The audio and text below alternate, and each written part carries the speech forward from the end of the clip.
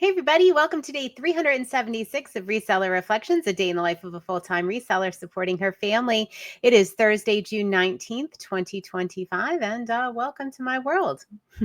We did hit our sales goal yesterday, which was great. My whole shipping expedition today, yesterday I talked about shipping a large vase urn, took it into the store, UPS store. The customer is going to call and provide payment, that sort of thing. So just finished that up. Didn't work out the way I want it, but I don't know, maybe it did. So anyway, I brought it in and they didn't want to ship it. I know pottery is brutal. It is the worst thing to ship just because it can be very brittle and it breaks very easily. It's one of the few things that just seems to consistently break no matter how well it is packed. So that did not work out. They didn't want to ship it, and it weighed 42 pounds, and it's quite large. And I was a little surprised. So he put it on this. I didn't put it on my scale here. I didn't know how much it weighed. I carried that thing into the store, no problem. I was like, geez, wow. So when he put it on the scale, I was like 42 pounds. Gosh, I just lifted that right up. No problem. I was shocked. So that was kind of a cool moment. But anyway, I'll take these small wins when we can get them. So back home it came. The buyer was super sweet and said, just for your time and trouble, I'm sorry.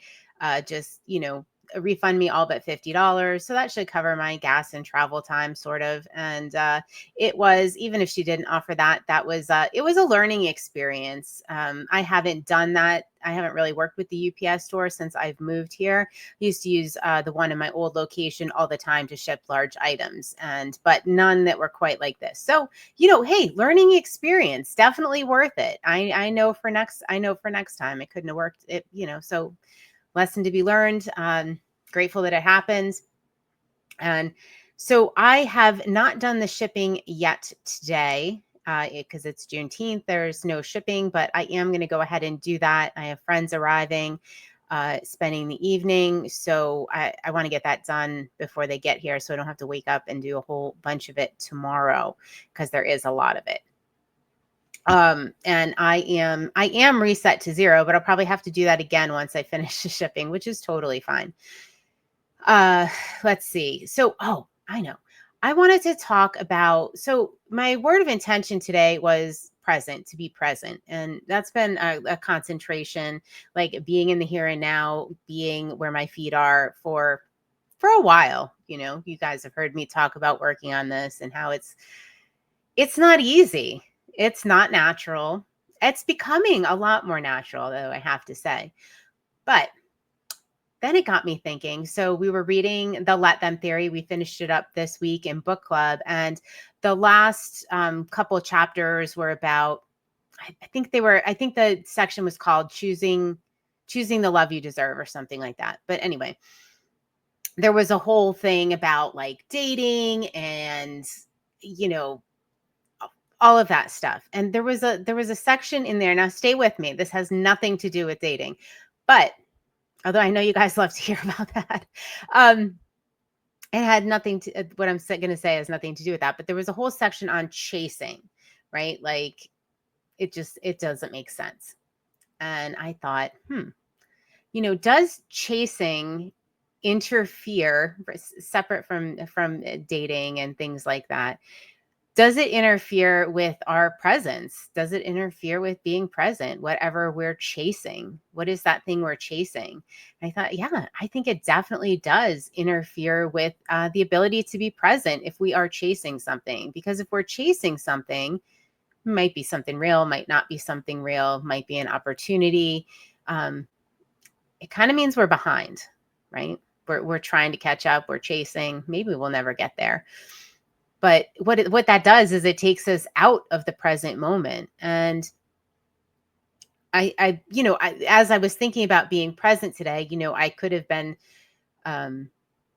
like this morning, I could have been, chasing that next big sale. I could have been, chasing the idea that my friends and I are going to have fun tonight. I could have been doing all that stuff, and I wasn't. I was just present doing what I needed to do with that giant urn. Uh, but anyway, what are those things in your life that you think you might be chasing? Is it like the next big break? Is it the next platform? Is it a person? Is it a, fancy new car? What are you chasing? And just stop for a minute and think, is the thing you're chasing taking you out of your enjoyment of the present moment? Is your focus so much on the future? Not saying you shouldn't have future plans. It's not where I'm going. That's not where I'm going with this. You absolutely should have a vision. But is it taking you out of the present moment? Is your focus so much on the future and what might happen, could possibly happen, what you want to happen, that you're not where your feet are? I mean, I know we've all been guilty of this, probably on a daily, hourly basis.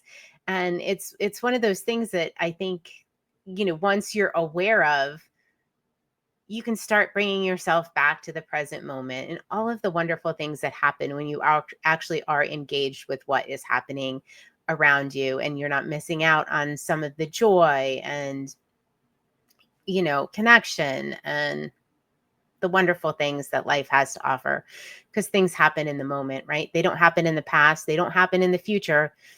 It's only this moment. All right. So don't chase it. Be present, be where your feet are, and have a wonderful day. I will see you on day 377 of Reseller Reflections. Night, night.